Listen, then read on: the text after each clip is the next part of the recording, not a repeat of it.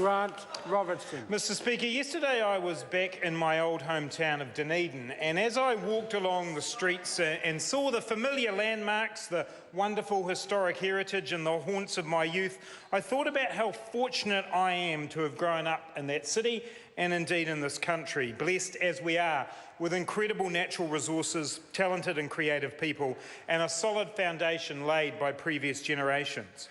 As a boy from South Dunedin, I benefited from New Zealand at its best, growing up in a home that was purchased from capitalising the family benefit, going to fantastic local schools with kids of all backgrounds, and enjoying a coastal environment and the hope that my life would be better in the future.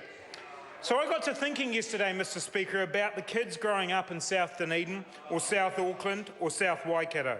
And I thought to myself, are we giving them the chances offered by New Zealand at its best?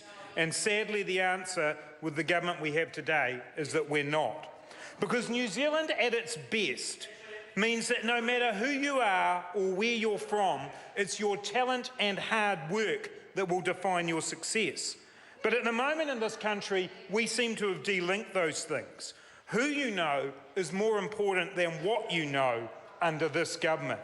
The Koru Club economy, where who John Key or Stephen Joyce meet at the buffet matters most rather than what they are providing in terms of productivity for New Zealand.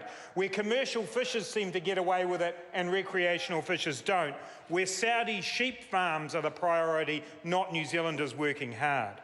Mr Speaker, New Zealand is at its best when we stand up for the marginalised or those who are left out. Not when a government makes excuses or won't measure a problem to even know if it exists. Not a country where 10,000 extra young people in the last year are left living with 2 or few pairs of shoes or a good bed to sleep in. We're at our best, Mr Speaker, when we offer every New Zealander a fair share in prosperity. We've seen growth numbers this week, but they hide what is really happening. Disposable income is falling. The poorest New Zealanders are shouldering the burden of the housing crisis, with the bottom 20% of income earners, half of them paying 50% of their income in housing costs. 40,000 New Zealanders homeless, wages stagnant. That is not New Zealand at its best.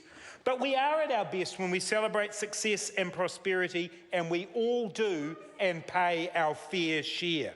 Where we don't give a free pass to those who fail to do this. Where the Prime Minister doesn't stand up and say, if you're worth more than $50 million, but you're only claiming to earn $70,000, it's okay because you pay a lot of GST. That's what John Key said. Hard-working New Zealanders pay a lot of GST, Mr Speaker, and they pay their way. And New Zealand's at its best when we offer to every young New Zealander the opportunity to grow up in a safe, warm and secure home with a world-class education at their local school and their parents safe in the knowledge that if they get sick, they will be looked after. We've built this hopeful sense of opportunity on the efforts of past generations who have been dedicated to the idea that the next generation should be better off than them. But we are facing the very real prospect that the next generation will be the first to be worse off than the one that preceded it. High levels of student debt, insecure work, and some of the lowest levels of home ownership that we have ever seen.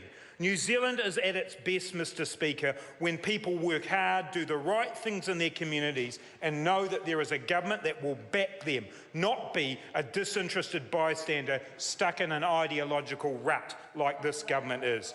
Mr Speaker, Labour wants New Zealand to be at its best again. That's why we're focusing on building opportunity for a good life wherever you live in New Zealand. Supporting high-wage industries and jobs, strong regions, and giving people more hope and opportunity through policies like 3 years free education, post-school and training, restoring health funding, fixing the homelessness crisis, and giving New Zealanders the chance of the security of home ownership.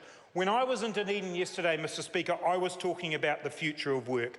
That is what Labour is focused on, building adaptable, resilient and inclusive economy where people can have good jobs and high wages into the future. Mr Speaker, that is New Zealand at its best, and with a Labour government, New Zealand will be at its best. Oh, very good speech.